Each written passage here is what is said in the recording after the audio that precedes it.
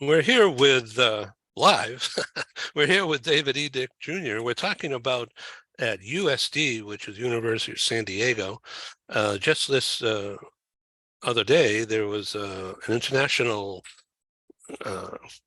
discussion, and we're talking about KEPCO, KEPCO, which is Korean, energy? Electric power company, basically. Yeah, and they're talking about nuclear engineering, right, and different deals. So, David, I interrupted you. I'm sorry. Well, no worries. So, a combination of nuclear, but discussing energy really kind of worldwide. And it was a way for these young professionals to get to visit the United States, to hear about the different topics. And at this KEPCO International Graduate School, about a third are students from other countries in the world, Eastern Europe, etc. So it's a high-end thing, and it's not just beyond nuclear engineers. It's civil engineers, chemical engineers, mechanical process engineers, men and women, mostly in their 30s, with two professors as their minders. But we receive briefings from a variety of different specialists, including the phase one of the AUKUS nuclear submarine deal with the US, UK, and Australia. Admiral Thomas came in and talked about that, and yeah, it was Boy, fascinating. yeah, it was Wow. a top-notch program. It was very, very good. Yeah. So was there any discussion about, in addition to the Ukraine situation, about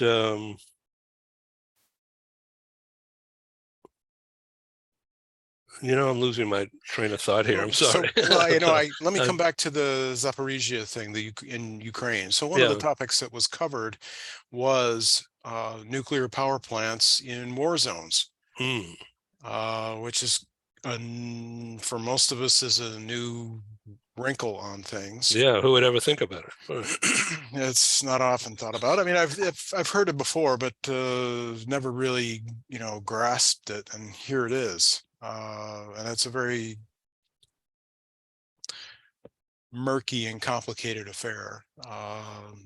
Zaporizhia's 5 of the reactors are in cold state storage, and the 6th is kind of a hot state storage. None of them are operating at full, generating electricity, but the ongoing radioactivity, with the residual components, the fission products, continue to cook away, and a tremendous amount of heat continues to be generated, and you need to keep water flowing through those so that you don't have something that, like what happened at Fukushima, where it was the storage ponds that lost coolant and caused hydrogen buildup in the explosions. So it was a topic for the Koreans, because on the Korean Peninsula, of course, you have North Korea on the other end of it, and they have nuclear power plants in Korea, and so this was a topic, an unpleasant one, that was discussed. Yeah, and they did part of their visit was to visit San Onofre, which is its own unique set of introduction to American nuclear power. The good, the bad, the ugly. The issue of disposing of the waste. Didn't anybody think about that issue 25, 30 years ago? They did. But you run into the culture clash between the engineering world, engineering and science, and politics and perception. That is a deeply complicated topic. Other countries have resolved this issue without great difficulty. But it's because it's a top-down decision making. Actually, no. Where it's been successful is communities were given the opportunity to bid for, to ask for the opportunity to host underground storage. Wow. Finland is certainly the most advanced case. and it's a pretty environmentally conscious country, first world by any measure, very environmentally conscious, and yet they have a number of nuclear power plants, and they store their own waste. And that's kind of become the model for how to do it. Isn't that interesting? So this is ESG in spades. Yeah, before anybody knew what it was, you know. Right. I mean, uh, it, eh, in terms of community development, social relations, and politics, it rarely works to stuff something down somebody's throat. I mean, you might be able to get away with it, but there are always consequences. Uh, and but also at the same time, you know, playing with perceptions, playing with fears. It's an old art. Uh, it just what we've done here in the United States in terms of nuclear waste storage is really the example that no one should follow. Hmm. And then one of the unexpected consequences of essentially freezing the nuclear industry has been freezing innovation. And one of the tracks for innovation that is taking place elsewhere in the world is the actual having processes, plants that produce a tiny fraction of the waste stream. So, I mean, nothing, we're still working with a technology that was developed 70 years ago, basically, and there's been almost no refinement. So in Paris, in France, nuclear is big time. Is Yes. it, and Yeah. and they must have it under control. Uh, yes. France, there are so many levels to all of this. The French have taken a different track. One of the big challenges that the French have is that with their new technology, the costs of these new large power plants constructed by Western companies is incredibly expensive, absolutely uncompetitive expensive, and that includes in France. Now, they get about 80% of their electricity from nuclear, so they have a really, really green footprint, a very low carbon count for their electricity. France has a nuclear weapons program. They do manage their storage. There have been issues with it in terms of over decades of keeping the whole program together. But France has, after maybe a decade of questioning whether they would continue with the nuclear program, have decided that they will. But the real challenge, far bigger challenge than waste, is the costs. The Koreans don't have this problem. Why not? Why not? Well, that's my question. Okay, so while these KEPCO students, young professionals were here and they were being lectured on various topics by various Americans and people from Latin America, I wanted to hear from them. I wanted to hear how they're doing this. But I mean, Koreans and Chinese have been winning big infrastructure projects and infrastructure project contracts in the Middle East and worldwide for, a generation. And they've been winning those contracts under the nose of Western companies. So there is something about the process of construction development that we have forgotten how to do. Hmm. So there's an art to it, and it's why this business about reshoring things from China is going to be a lot more difficult than people think, because there is an art, a science to manufacturing, about how to approach the process. It's not just about bashing metal or putting things together or assembling things. It's the art of managing an ecosystem. So the Koreans have figured this out in terms of nuclear power, because the cost of construction in Korea is about 20% of what it is in the United States or in Western Europe. And even during the midst of the pandemic, they were able to complete a 4-unit project in the United Arab Emirates at around $3,000 megawatt, which is really, it's an extraordinary record of competency. I mean, it's done. It's not a promise. It's not a hope. It's done. So I'm impressed by that. And I wanted to hear more about it, but we were busy doing other things. So did you make sufficient a connection that could enable one of your contacts that you made to join us in a conversation about that topic? From Korea? Mm-hmm.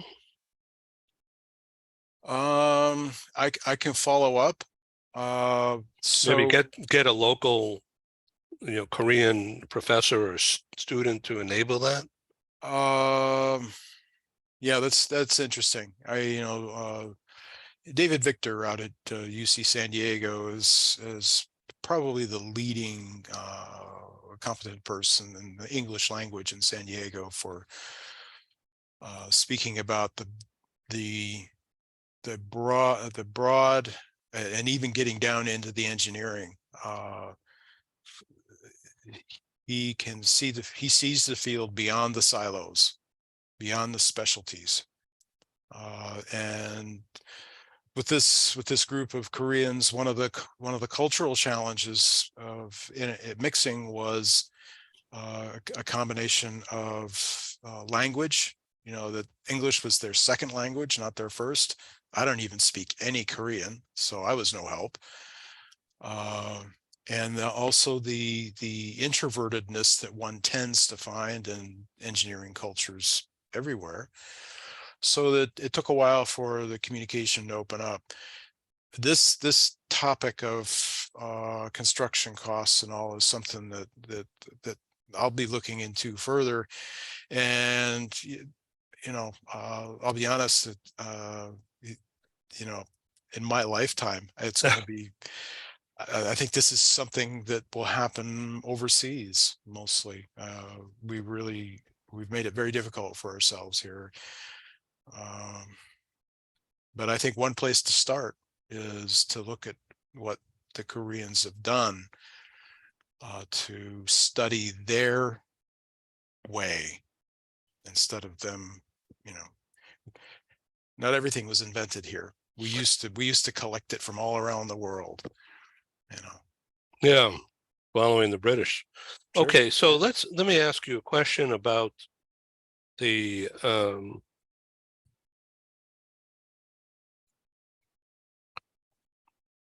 Israelis who are desalinizing the ocean in such a way as to make it very usable, whereas in Carlsbad, they're having a heck of a problem getting any further development because of some costs involved.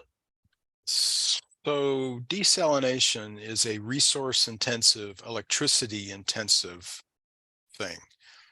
And even with nuclear power, and that's been floated as a technology path to facilitate desalination, it still comes to it's electricity, either produced from a nuclear power or from thermal power or from solar power. It's electricity. You got to have electricity, and desalination is a power hungry thing. In Israel, the price for water is such that they pay for it. We aren't used to that in the United States. We're used to cheap water, low cost water from federal and state projects or from underground. And while we talk about water shortages in California and the Southwest. What we're short of is cheap water. There's lots of water. It's just, are we going to pay for it? And, the price that you and I pay is going to be very different than what, say, farmers drawing water from the federal projects. The water produced at the desal project in Carlsbad is very expensive. It's about twice as much as what it costs to import it from elsewhere. And it's far more even then than, say, getting somebody some condo complexes or houses to stop growing grass in our desert climate. The process for desal at Carlsbad was always understood to be expensive within the professional water community. What has come into the picture to make it even more difficult is that, so with part of desalination is you end up with fresh water, clean, with no salts, no dissolved solids, and you have a water that has a higher than normal salt content. Call it brine.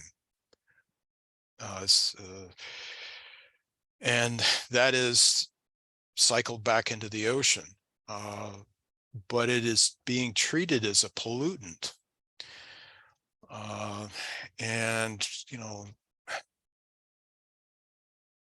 because of that, and because of the new environmental laws in California that limit the ability to sharply, very harshly control the addition of unnatural products, if you will, to the ocean. And in this case, it's slightly saltier water than ocean water, which is plenty salty.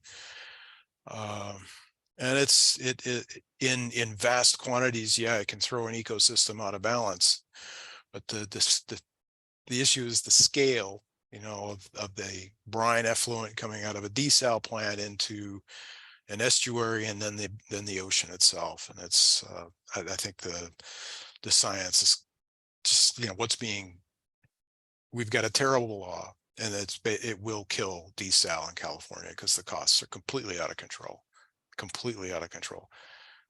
And that the Carlsbad plant was built before that law, and now they're having to retrofit to meet that standard.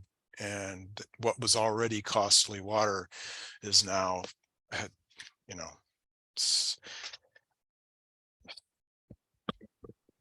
what we do to ourselves is mind-boggling. I have to say that.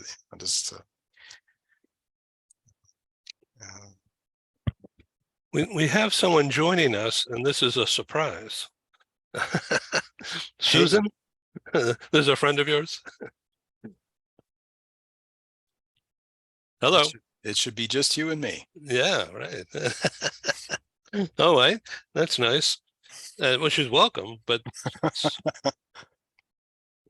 so in Arizona, in a Phoenix suburb called Buckeye, there's a water project, salt river project it's called, which is their state water thing. And so there's a guy who I know, a professor, a genius inventor, Brian Hageman, has invented a process, and his corporation is called Deluge, Deluge Technologies.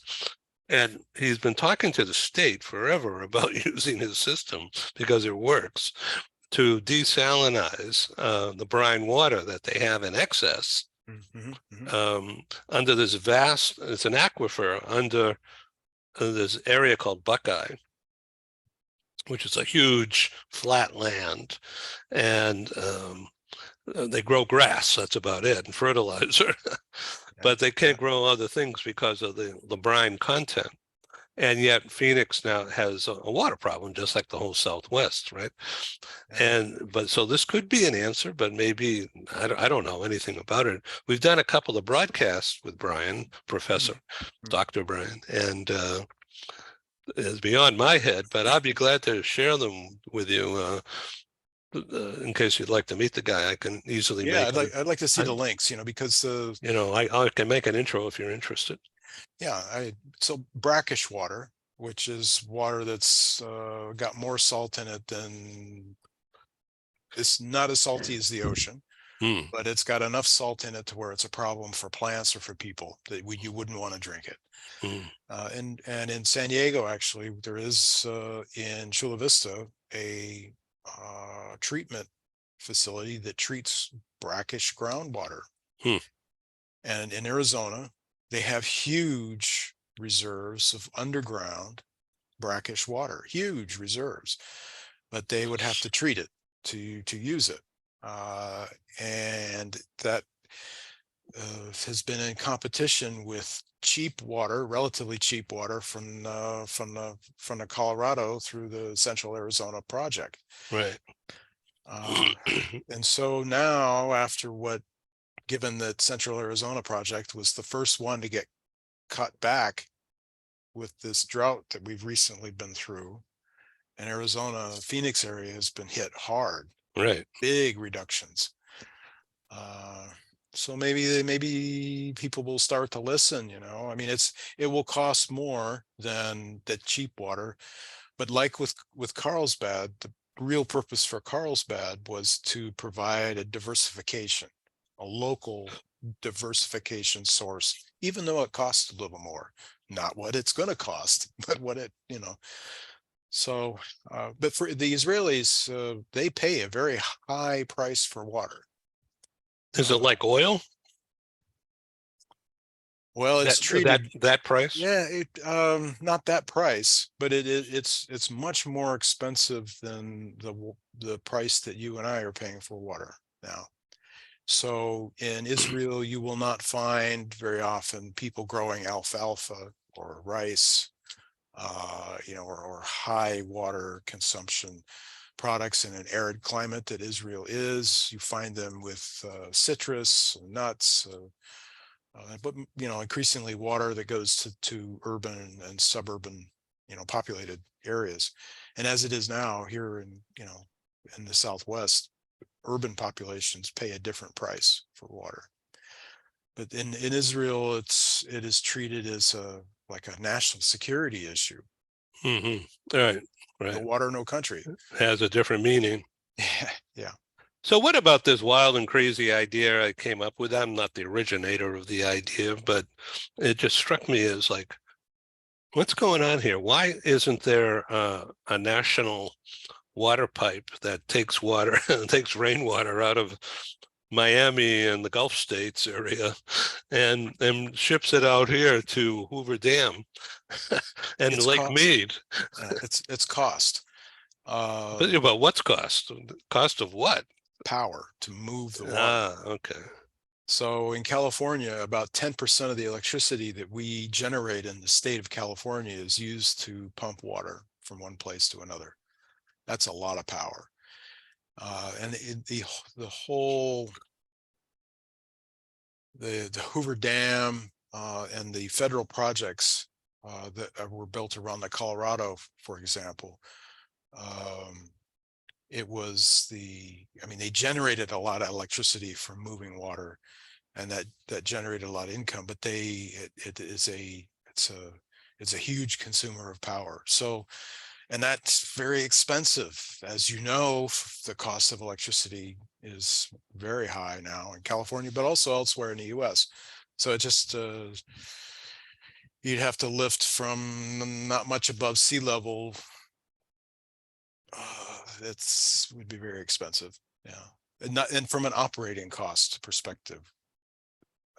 So Yes. is that the same power need as moving gas and oil Not across pipelines?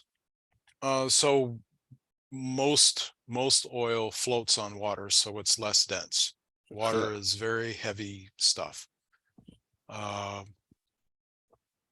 But think in terms of, think like $100 for 42 gallons of oil, $100 a barrel. Water is a tiny fraction of that unless you're buying bottled water. But the stuff that comes out of the tap or that's used on the fields, it's way less. It's way less. So the cost of moving gas or oil products is the cost of shipping it, while considerable, is much less, relatively speaking, if I'm making sense. Yeah. Well, it's all new, not only to me, but I'm sure a large part of my audience. And let me ask you a question. Does all this fit under the massive umbrella called ESG? Because Oh, it concerns, it touches on the environment and sustainability. it does. It does in many ways. In the Southwest, yes, environment. I mean, we have, the Colorado River doesn't reach the Sea of Cortez anymore, Mm. except on a rare It year. stops in Blythe. Well, it's not much south of the U.S.-Mexican border, and I've seen it. In the Central California, the Tulare Lake was completely drained away and turned into farmland because the water that used to come off the Sierras and create the lake there, all that water has been diverted to agriculture and other. Except for this year, now they've got that lake has reappeared because of the tremendous precipitation. But it has totally changed the environment here. Most of us that are here in California now came after those big changes took place, so we aren't familiar with that lake. But it used to be the largest lake west of the Mississippi. Huh, I never knew that. And in elsewhere in the Southwest, Arizona, for example, in particular, let's say as a case, the tribal communities own a lot of land. They control the land. Tribal communities they don't own land. They don't think of property the same way our Anglo-Western culture thinks of property. But the reservations have a very large land footprint, and there's a lot of underground water, but there's also a lot of surface water.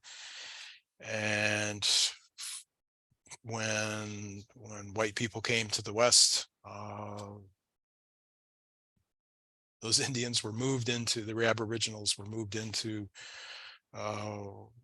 water stressed areas out of any, and whatever water they had was taken if possible.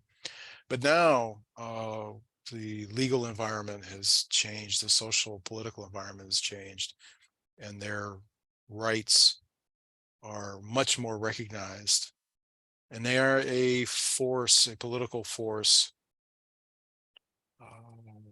a property force for water rights in the Southwest. And so that's the S part of it. And governance of the Colorado River Basin is multiple states, California, Nevada, Arizona, Utah, New Mexico, Colorado, Wyoming. All those states have a piece, and there's this compact about how the water is shared or not. And that compact was originally created in 1922, back before the West was urbanized. And Arizona is probably and Arizona and Las Vegas, Nevada are like the last, the last new big developments, and these are huge cities. They do a lot of things in the Phoenix metro area. They're moving all these, chip manufacturing. It's not just laying around in the sun or growing grass for that matter. But these, since they're the way the system works, they're the last, they're at the end of the pipe, and they're the first to get pushed off. And They are often paying a much higher price than some of the original people that were, or the original entities that were part of the system. So it's a huge complex thing, and it is the underpinning of the civilization that we have here. If we go back to what water naturally was, we end up with what it used to be the tribal communities in San Diego, which were measured in dozens of people in different communities and collections, instead of the millions of people that live here now. There weren't millions of Aboriginals here before. It was a very lightly populated place because the climate was so dry, you know. But it's big stuff for the Southwest, and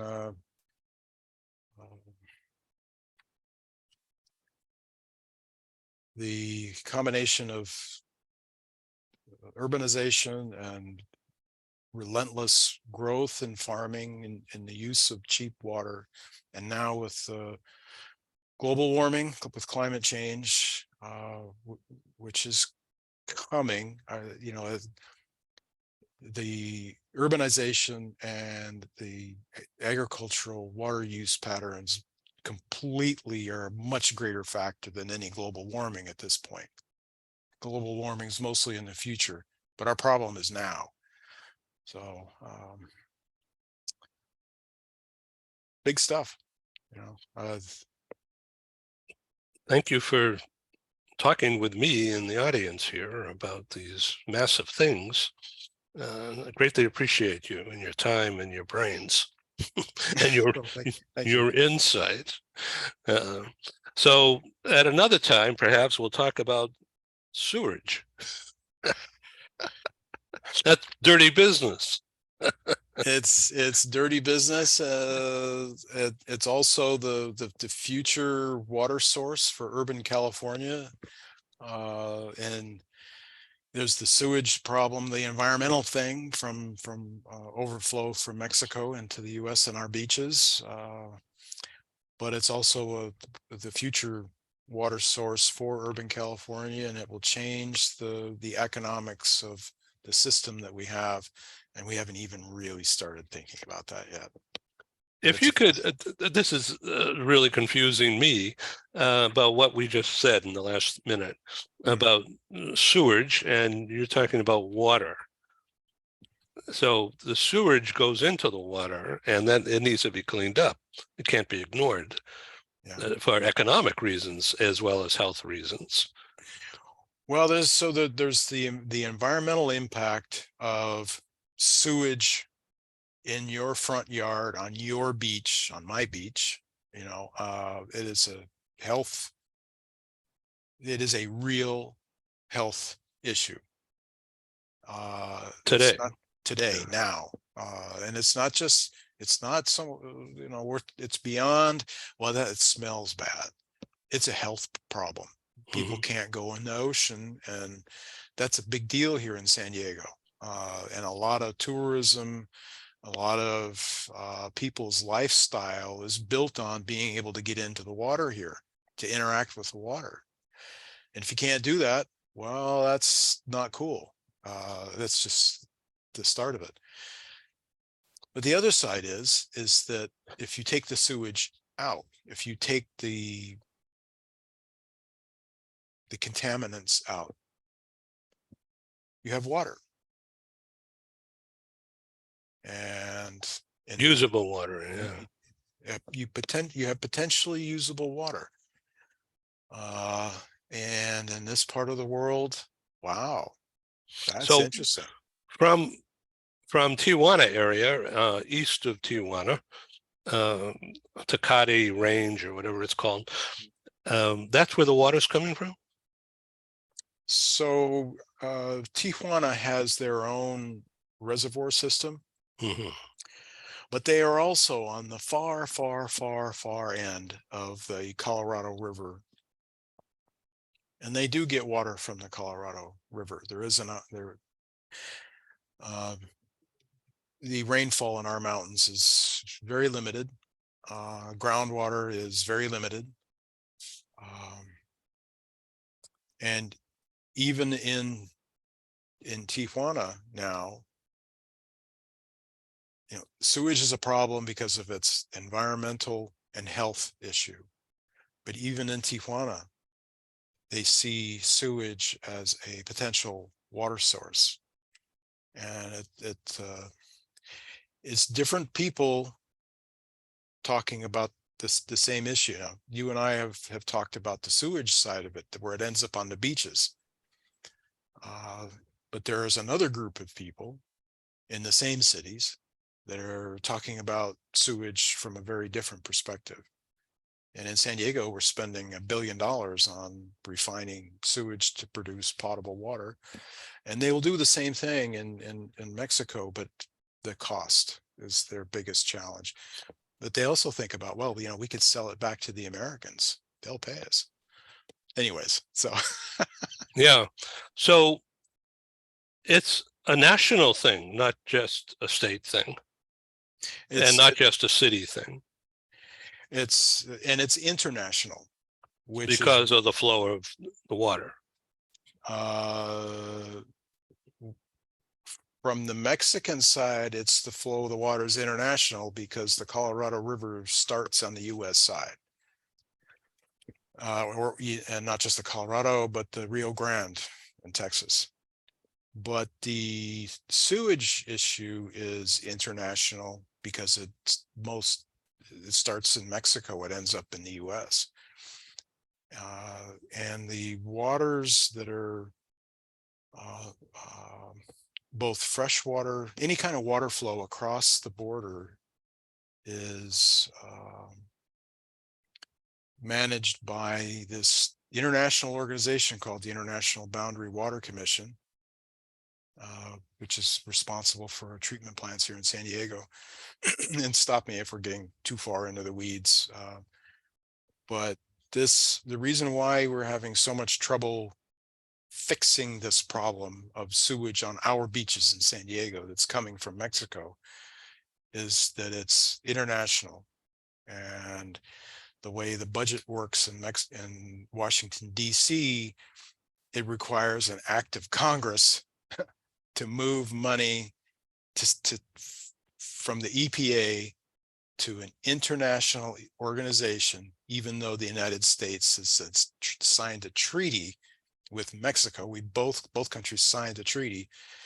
We can't, there's $300 million set aside, and maybe $1 billion that would be needed, but there's $300 million set aside that we can't spend because it's border politics back in Washington. So in LA, I used to live in LA many years, and always hung out around the beaches and South Bay. And right next to the airport, LAX, is this huge municipal water purifier thing, sewerage. Okay. And I don't know what they do with it, but I mean, it's a massive thing. Okay. And, nobody lives around there on purpose, but because the airports make a ton of noise, and then this water thing, oh my God. So that's what's needed. And I think it'll probably be mostly over the border in Tijuana, but the wetlands, which are, they come up to Imperial Beach from Playa in Tijuana. I'm very familiar with that area because Joanne and I have gone to IB Pier many times and have lunch out there on the end at the Tin Fish. And you never see any sewage in the water, but they say it's there. And you can always tell when there's no surface in the water. And then another day, that's full of surface. Okay, so, that's the barometer. But I could see what's happening there because that land in South IB is already doubled the past 4 years or so in the run-up. It always used to be the back end of the real estate community, even though it's on the ocean. But now with all the talk of spending money and fixing it up, and the wetlands aren't going anywhere, it's a national bird sanctuary or international flyover. it is absolutely mega dollars generating real estate values. By the day they're going up. Yeah. And so if and when they ever start, they meaning the powers that be, I don't know what I'm saying anymore, but I think the real estate situation in IB is absolutely driving, or will drive, the speed to which the project is funded and, Well, and so getting going. it is funded. It's Oh, funded. yeah, And but nothing, applications aren't being done. yeah, so it's out of the San Diego's congressional community are absolutely unanimously behind fixing this problem. Uh, and it's one of the few things where no matter what party you're from, everybody's on the same page about this. The challenge is to get people that live 2,000 to 3,000 miles away in the United States, who, when they think about border, they think about migrants coming across the border, or drugs, or Right. dark stuff, uh, and the nuance of uh, spending money that actually has been appropriated. I mean, that's in the EPA checking account, and they can't spend it because it requires this extra act of Congress. So it's becomes part of this political football again. So I mean, the money was finally made available, appropriated. It's in the checking account, but we need the authority to transfer it to this international organization, the International Border Water Commission, that is going to be the one that issues the contracts to build sewage treatment and facilities to control this problem. So to sum up, from my view, they should put that money from a checking account into a bank certificate and get some interest. Interest rate is so high, so they don't have to request more money. It'll just grow on its own, right? Good advice. All right, that's number one. Number two, I really think the construction, engineering and construction, which is of course a light year away probably from today, will happen in what's now slum area of Tijuana, because that's the only place it could be done, I think. Maybe downstream or upstream, further east of the Tijuana airport, but it all flows down this hill out into the bay there. Yeah. And I mean, that's where you capture it. Which is why the treatment facilities will be on this side of the border. Uh-huh. Yeah. But the sewage, I mean, there will probably be monies somehow spent in Mexico. And part of the problem is that the sewage infrastructure, the big pipes, which they have in Tijuana. I mean, it's a rapidly growing city, but most of the city has got access to water and sewage facilities, but many of these pipes are beyond their lifetime. Like in San Diego, we're full of this infrastructure that's beyond its lifetime. They have the same problem emerging in Tijuana, and that's very expensive to replace that stuff. And those facilities and those monies come from the state government in Baja California, from Mexicali, not from Mexico City, or not in Tijuana, and not from Washington. So it's there's a lot of moving parts to this, but we can resolve the sewage that ends up coming across the border into the estuary. We can resolve that, and we can help Mexico resolve its some of the issues that end up sending polluted water into the beaches south of Playas, that affects Mexicans and their real estate, and they don't like it either. But it's they're a long way from Mexico City, and Yeah, they don't care.